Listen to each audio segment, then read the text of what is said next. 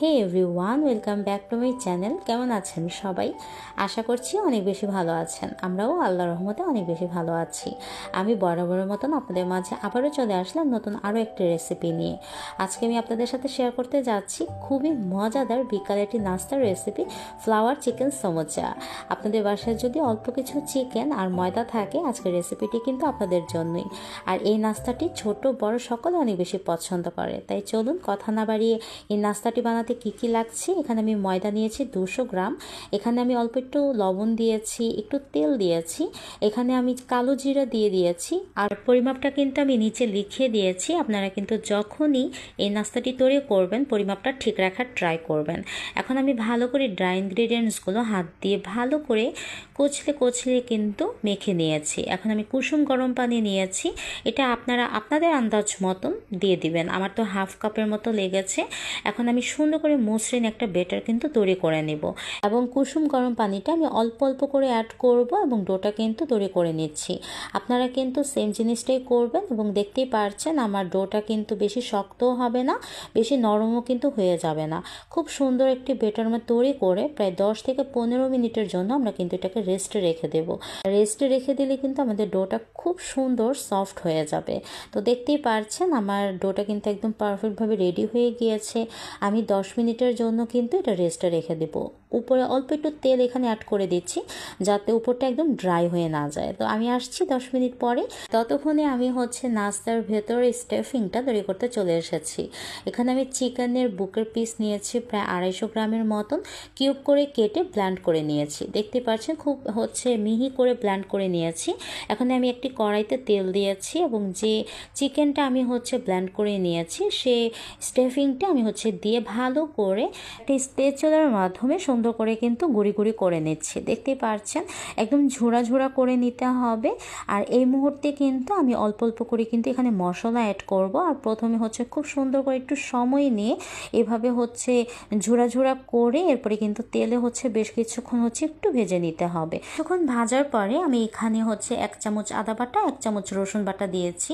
এখানে একটু chilli flakes add করছি, একটু গোলমরিচের গুঁড়া হাফ চামচের মতন, এখানে 1 চামচের মতন টমেটো সস, হাফ চামচের মতো সয়া সস, 1 চামচের মতো ওয়েস্টার সস দিয়েছি। এখন ভালো করে সসগুলোর সাথে চিকেনটা কিন্তু মিক্স করে নেব। একটু সময় নিয়ে এটা করতে হবে। এখন দেখতে পাচ্ছেন কালার কিন্তু একদমই চেঞ্জ হয়ে গিয়েছে। আর ঝালটা কিন্তু অবশ্যই আপনাদের পছন্দ মতন দিবেন। আপনারা চাইলে কিন্তু এখানে কাঁচামরিচ দিতে পারেন বা পেঁয়াজও অ্যাড করতে পারেন। আমি একদমই সিম্পলভাবে আপনাদের সাথে আজকে শেয়ার করার ট্রাই করছি, আশা করছি অনেক বেশি ভালো লাগবে। তো দেখতেই পাচ্ছেন খুব ভাজা ভাজা করে ভেজে নিয়েছি চিকেনটা। আর চিকেনের ভেতর স্টাফিংটা কিন্তু একদমই রেডি, আমি বাটিতে উঠিয়ে নিয়েছি। দেখতেই পাচ্ছেন খুব সুন্দর লাগছে, আমি সাইডে রেখে দিয়েছি। এখন আমার ডোটার কাছে আসলাম। দেখতে পাচ্ছেন একদম প্রপার ওয়েতে কিন্তু আমার ডোটা রেডি হয়ে গিয়েছে।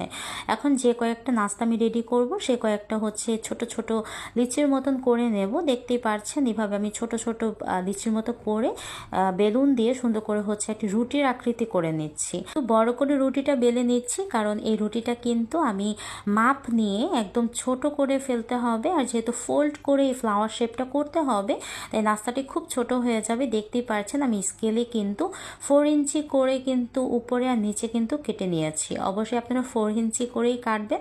আর যদি অনেক বেশি বড় করতে চান তাহলে সেটা আপনাদের আন্দাজ মতন আপনারা কেটে নেবেন। আমি কিন্তু মাপ নিয়ে আপনাদেরকে দেখিয়ে দিলাম। এই শেপটা একদম পারফেক্ট হয় আমার কাছে মনে হয়। আর এখানে আমি 4 কোণ দিয়ে দিয়ে মাঝখানে আমি পুরটা দিয়ে আমি কিন্তু আবারও জয়েন করে দিচ্ছি।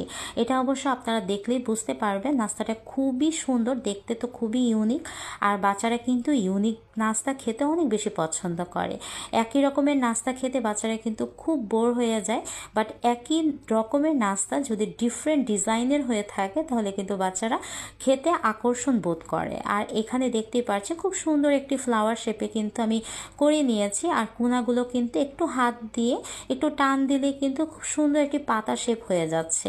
আশা করছি আপনাদের খুব ইজি লেগেছে নাস্তার রেসিপিটি। আর আমি আপনাদের সুবিধার্থে আরও কয়েকটি নাস্তা আপনাদের কীভাবে বানিয়ে দেখিয়ে দিচ্ছি।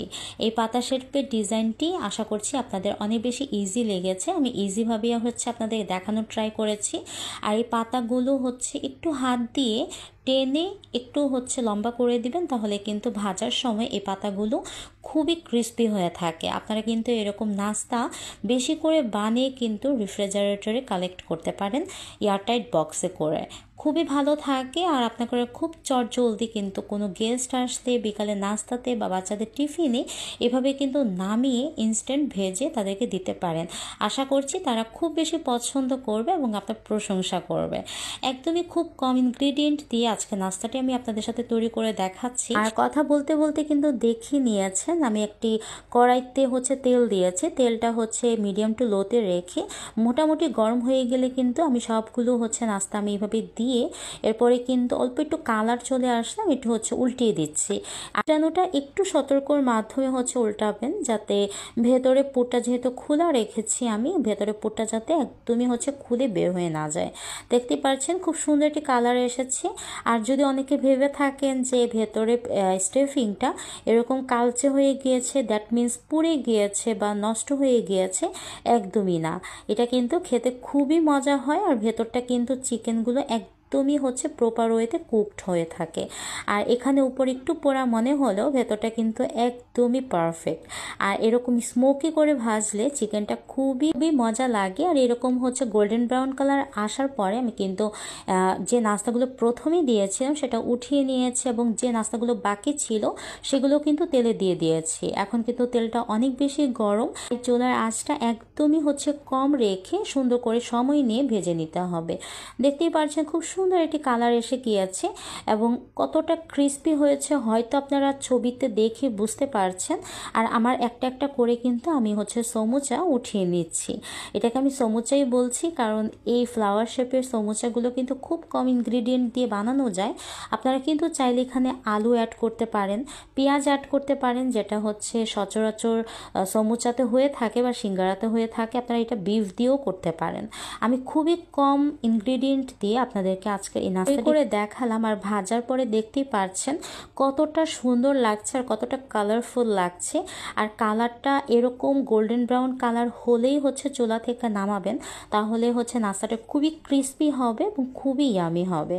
দেখতেই পারছেন আমি একটু ভেতরটা আপনাদেরকে ভেঙে দেখিয়ে দিচ্ছি। উপরটা একটু কালচে মনে হলেও ভেতরটা কিন্তু চিকেনে একদমই ভরপুর পুরে ভরা আর খুবই ক্রিস্পি হয়েছে উপরটা। আমাদের বাসার সব বাচ্চারা কিন্তু অনেক বেশি পছন্দ করে খেয়েছে।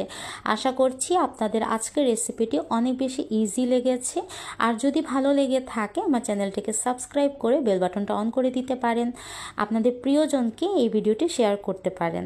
আপনাদের থেকে এই পর্যন্ত বিদায় নিচ্ছি। আবার হয়তো দেখাবে নেক্সট কোনো ভিডিওতে। সে পর্যন্ত ভালো থাকবেন।